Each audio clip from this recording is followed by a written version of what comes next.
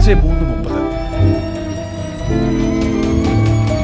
Malappuram പാങ്ങ് Parambal GLP സ്കൂളിലെ അധ്യാപകരും ജീവനക്കാരും കുടുംബവും അടങ്ങുന്ന 13-അംഗ സംഘം യാത്ര പുറപ്പെട്ടു. പെരിന്തൽമണ്ണയിൽ നിന്ന് വാടകയ്ക്കെടുത്ത ടെമ്പോ ട്രാവലറിലാണ് യാത്ര. ലക്ഷ്യം 200 കിലോമീറ്റർ അകലെയുള്ള കോയമ്പത്തൂർ ജില്ലയിലെ അതിസുന്ദരമായ വാൽപ്പാറ. അധ്യാപകരും സ്കൂൾ ഡ്രൈവറും ട്രാവലർ ഡ്രൈവറും അടങ്ങുന്ന സംഘം യാത്ര തുടർന്നു. പട്ടാമ്പി, തൃശൂർ, ചാലക്കുടി വഴി വാഹനം മുന്നോട്ട് നീങ്ങി.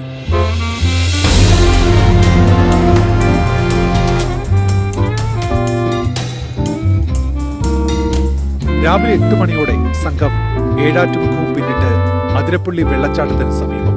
മനോഹരമായ വെള്ളച്ചാട്ടത്തിന്റെ കാഴ്ചയും ആസ്വദിച്ച സംഘം അവിടെ നിന്ന് ഫോട്ടോയും വീഡിയോയും എടുത്ത ശേഷം ബന്ധുക്കൾക്കും സുഹൃത്തുക്കൾക്കും അയച്ചു കൊടുത്തു. 10 മണിയോടെ വാഴച്ചാൽ പിന്നിട്ട് യാത്ര. കാട്ടിലൂടെ വാഹനം മുന്നോട്ട്. കാടിന്റെ വന്യതയും നിശബ്ദതയും ആസ്വദിച്ച് യാത്ര ഉച്ചയോടെ കേരളത്തിലെ അവസാന ഗ്രാമമായ മലക്കപ്പാറയിൽ.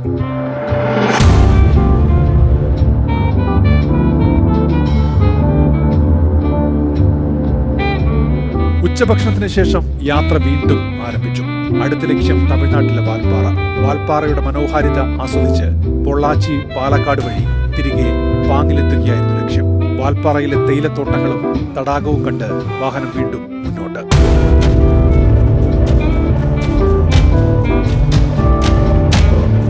വൈകിട്ട് 4 മണിയോടെ വാഹനം വാൽപ്പാറ പൊള്ളാച്ചി റോഡിലേക്ക് പ്രവേശിച്ചു. 40 ഹെയർപിൻ വളവുകൾ അടങ്ങിയ അതീവ അപകടം പിടിച്ച വഴിയാണ് ഇനി മുന്നിൽ. ഡ്രൈവർ ഫായിസ് ശ്രദ്ധിച്ച് വാഹനം ഓടിച്ചുകൊണ്ടിരുന്നു. മുന്നിൽ കൊടും വളവുകൾ കയറി വരുന്ന തമിഴ്നാട് ട്രാൻസ്പോർട്ട് കോർപ്പറേഷൻ ബസ്സുകൾ കാണാം.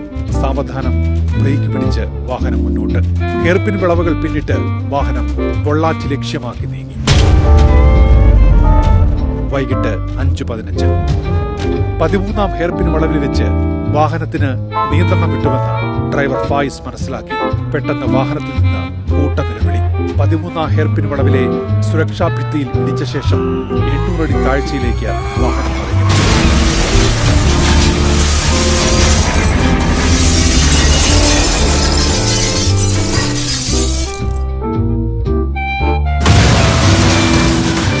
വന്നു വീണത് 9-ാം ഹെയർപിൻ വളവിൽ.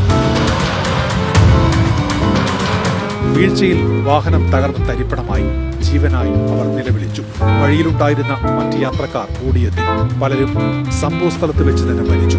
പിന്നാലെ വനംവകുപ്പും ഫയർഫോഴ്സ് സംഘവും വാൽപ്പാറയിൽ നിന്ന് ദുരന്ത സ്ഥലത്തേക്ക് കുതിച്ചു. അപ്പോഴേക്കും ദുരന്തം ആ സംഘത്തിന്റെ സന്തോഷം കവർന്നു.